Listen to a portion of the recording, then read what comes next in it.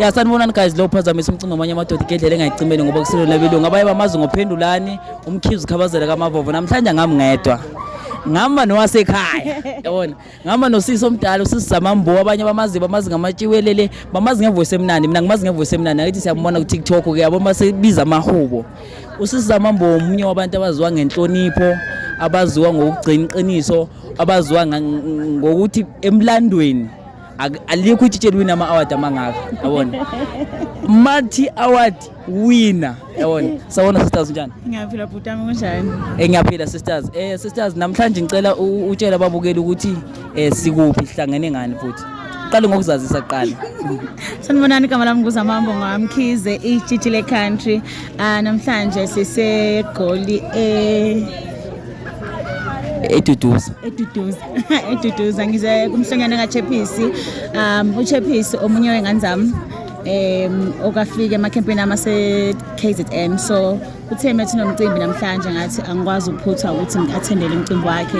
Bangenza ama event nami eThekwini hleze khona, bangenza ama camp hleze khona, so uyingane nje ehambile nathi kakhulu, ehambayo nathi ngoba uyasho ukuthi uzoqhubeka futhi ahambe nathi engizobungaza umcimbi wakhe ke namhlanje.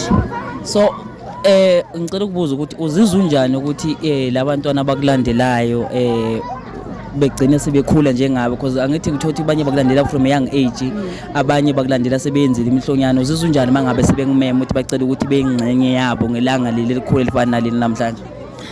Ngiyangijabulisa kakhulu Nkosi yami ukubona abangani bami bekhula, ngabisa omngo bami bekhula beyibona indlela esihambayo nodadewethu nabadala kunathi, because yasinikeza ithemba lokuthi noma sesingasekho thina kanje befika ababhemi besilobola nje beshada siyahamba, nakukhona abasemva kwethu abayibona into enhle bakhule nabo bayenze, kusho ukuthi usika likazi kuphela. Ngicela ukubuza ukuthi according to wena or according to your understanding ijijini umuntu wesifazane osagcina umuntu ombakhe ngakuyena, but ubujiji is not only about ukuthi usagcina umuntu ombakho ngakwena kuphela. Ubujiji buhamba nesimilo, buhamba ngendlela, ngisho indlela okhuluma ngayo, indlela enyathela ngayo emphakathini. Kade ngizwa nje oma besho lapha esigcawini ukuthi amajiji amaningi aphuza utshwala, abanye kuthiwa babonala behlezi benabafana. Uthola ukuthi uyahlala nabafana kodwa yebo uyijiji. Lokho akukho right for thina ngoba nizazweni ukuthi wena uyahlala nabafana umngane wabo kodwa uyijiji, but umuntu obuka at a distance ongakazi ukuhlola intombi usihlola kanjani, isithunzi sentombi sibeka phansi menza into engekho right. So ubujiji is not only about ukuthi ulalile wahlolwa kwathiwa uyintombi kuphela, for regard into zenza ngisho kuthiwa awukho emajijini uyiswenkele uyihambele endaweni zakho, wazi ukuthi wherever you are representing amajiji as a whole. So if you were given a chance, the same mhlambi you are given a chance kusasa uyashona unikezwe ithuba ukuthi ushintshe into ezi-3 emajijini, bungashintsha ini nani or eziphi izinto bungazi upgrade emajijini? 3. Yes. Eyokuqala ngingashintsha i-competition. Kune competition eserious emajijini engingayithandi, angiyithandi ngokujula enhliziyo yami, futhi bekenze ngabe le nto leyo ngiphinda ka3. Ngishintshe i-disrespect towards onomehlo kanye nendoni. Amajiji manje isikhathi esiningi umuntu uhlonipha unomehlo omhlamhlola kuphela, mefica onomehlo abangabazi kwezinye indaba kanendaba naba ngabaphathisa onomehlo abamhlolayo. Umuntu mefica nginjwa ngila eGoli nje ngishiye i-team yami eThekwini njengenduna mengithi ngiyakhuza wenza into wrong, into ungangithathi serious ngoba ngiyonduna yakho. Respect is very important ngoba into yenza amanje usamncane ukhula nayo, ngisho enganeni zakhe bafundisa konke uhlonipha abantu abathile, abanye abahloniphi, uhlonipha umdala, uhlonipha omncane, uhlonipha olingana nawe, hlonipho nje engayishintsha entombeni. 3 ngishintshe i-uniform bafethu.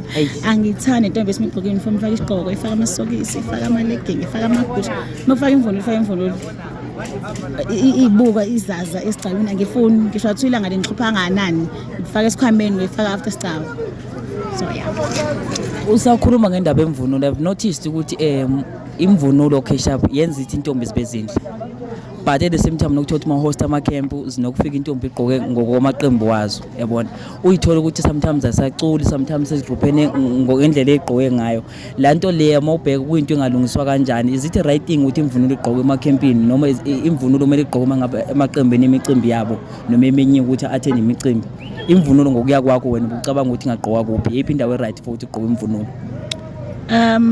Bayazi mina mengihosta imicimbi ama-event nama-camp isikhathi esiningi ngiyaye ngithi team all white khona sonke sofika sifane simhlophe sonke kungabi khona u-team pink u-team blue u-team brown ngoba maqala u-team pink kuzovuma abagqoka upink besebenza into zabo zama-competition engiqeda ukukhuluma ngazo kanti mase bamhlophe sonke awuzubona noma uhamba nawe lo muntu noma akahambi nawe uzoyibona nje intombi efana nawe sibe into eyodwa sifaneni so indaba yama-team ukuthi angeze ngikwazi ukuyivala ngaphela nihlukanisa ukuthi grupha nogrupha but bengingasho ukuthi ku-right umuntu uma ukuthi umcimbi wakhe mhlawumbe asho ukhala we-team yakhe uma ukuthi bagqoka u-red then athi team u-red sesingafika si-red sonke isikhathi esiningi eThekwini vele kusho njalo umuntu emekhipha i-invite asho ukuthi namhlanje sigqoka uyelo sonke sifike sigqoka uyelo sonke khona sizofanana. So since you started i-journey yamajiji ngicela usichazele ukuthi how was the journey so lokho eqala because ngenzela ukuthi nomuntu ongayiqala azoyi-understand i-journey because kunabantu out there abafisa ukuhamba le journey but sebeneknowledge engekho right ngamajiji because into etrenda most of the time izinto ebhedayo ngamajiji udlula lezi ezi-right noma lezi ezimotivateayo so umbuzo enginawo kuwena ukuthi how was the journey? The journey is very nice, exciting, iyakhulisana, iyaxoxana nje umuntu esifazane ixoxe ukhule wazi ukuthi ubheka kuphi. But at the same time, kunzima ufuna ukuthi ube strong. Uyazi into yenzayo because bayakhuluma, bayasathuka thina. Kodwa ngeke ngikusho mfethu ukuthi mina abantu ngeke bavele bakusukele mfethu bakuthuke nje. Ngeke umuntu avela athi uzamambo nje ave istark engazi angibone ngiphuzi. Yabo into kanjalo bayasithuka yabo kuyenzeka basiqambela amanga ngeke ngize ngithi asiteshwe abantu umuntu oyedwa noba u2 but once baba u20 ngeke phela abantu abahlanye emakhanda nathi sometimes siyayilidela ekuthenini abantu basikhulume kahle so lokho akuzoshiya ukuthi uzamambo yenza ukuthi amajiji enza ukuthi nokuthi sigcine sesichaphazelana into esingazazi so ave kumnandi kodwa futhi kunzima lapha nalapha kodwa ipattern eningi nje eyobumnandi kunzima bayaqhamuka nje there into eziphinde ezidlule kubona. So if namhlanje mina nawe ukuthiwa siyashona if message onayo for le intombi ezobukela i-interview ngizothi kubona okuyiphatha kahle kuzoze kaphuma estyleni namhlanje nakusasa in the next 10 years in the next 50 years wehlezi kuze styleni nje awulashi ngiphethe kahle awenzele omunye umuntu awenzele umzali wakho awenzele umngane wakho uzenzela wena. If message onayo for Nomehlo ngicela ukuqala ngibabonge abasithalo masheni kakhulu ngila nje ngihambe noNomehlo mama uhlele ekhaya lapho ilalele upholile oNomehlo bazohamba ubusuku bonke bengalele so nje bayasithanda ngeke bayenze yonke lento bengasithandi siyabonga kakhulu for uthanda abanalo ngathi imfundiso neziyalo abasinikeza zona siyabonga ebese ngithi ngiyafisa ngathi uNkulunkulu angabapha ukuzwana nokuthandana bebodwa ngathi nje emkhulekweni yethu siyintombi nje sisonke mesikhuleka singakubeka ekuthenini ngathi uJehova ngabapha ukuzwana nokuthandana because sometimes kuze kugcine thina siyintombi singasazwani because of ingxabano yoNomehlo nakhona bangazi baxabana. I don't know what is happening kulapha kule industry yoNomehlo but kunokungazwani okukhulu sikubonayo siyakubona siyintombi ukuthi phela asihlangene asikwazi ukukhuluma kodwa njengasikuNkulunkulu ngabakhumbula ngelinye ilanga iphele lento abanayo. Nginankinga sisters ngiyabonga nje kakhulu. Thank you so much.